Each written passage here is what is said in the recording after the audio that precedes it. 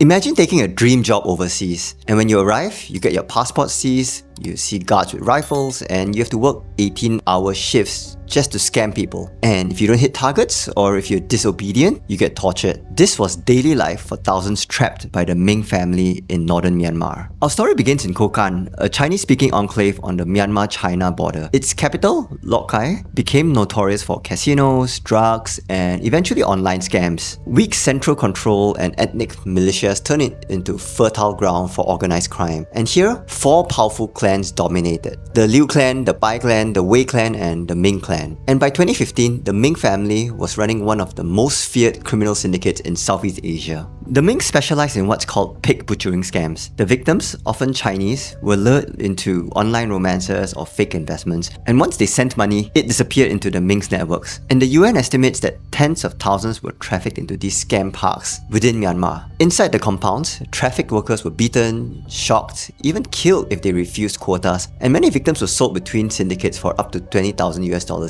each. And the Ming Empire was really diversified. They had scam centers that were worth billions, underground casinos for money laundering, drug smuggling in the Golden Triangle, and armed militias to keep control. Prosecutors later said that the family made more than 10 billion yuan, and that's about $1.4 billion.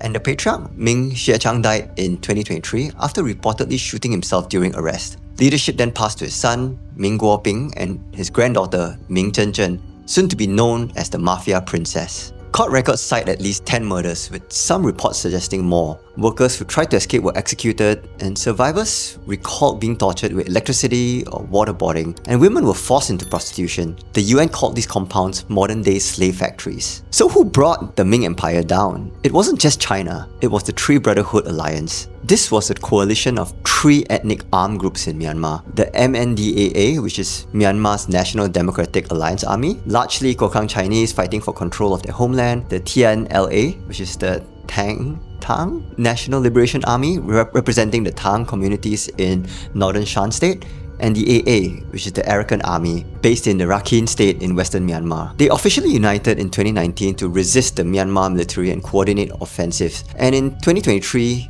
they launched Operation 1027, a sweeping campaign that seized bases across the Shan state, including Lok Kai, where the Mings family's stronghold existed. As their fighters stormed the city, scam compounds collapsed, thousands of workers were freed or abandoned, and the Ming network was exposed. China quickly moved in. With Beijing's pressure, the Myanmar junta and militias began handing over suspects, and by late 2023, tens of thousands were repatriated, among them Ming Guoping and Ming Zhenzhen, extradited to face trial in China. Then, on the 29th of September 2025, the Wenzhou Intermediate People's Court delivered its verdict. 11 members, including Guoping and Zhenzhen, were sentenced to death. 5 received death with reprieve, 11 life sentences, and 12 prison terms from 5 to 24 years. The charges? Fraud, drug trafficking, running casinos, international homicide, unlawful detention, and more. It was really one of the largest organized crime trials in China's recent history. The Ming family's criminal empire seems to have come to an end, but the industry hasn't. Scam compounds are still operating in Cambodia, in Laos, and other parts of Myanmar, and the UN wants the businesses are still worth billions globally. So the next time a stranger online offers you quick love or easy money, remember that behind that message could be a criminal empire. Stay safe, and if you want to know more untold stories from Southeast Asia, hit subscribe.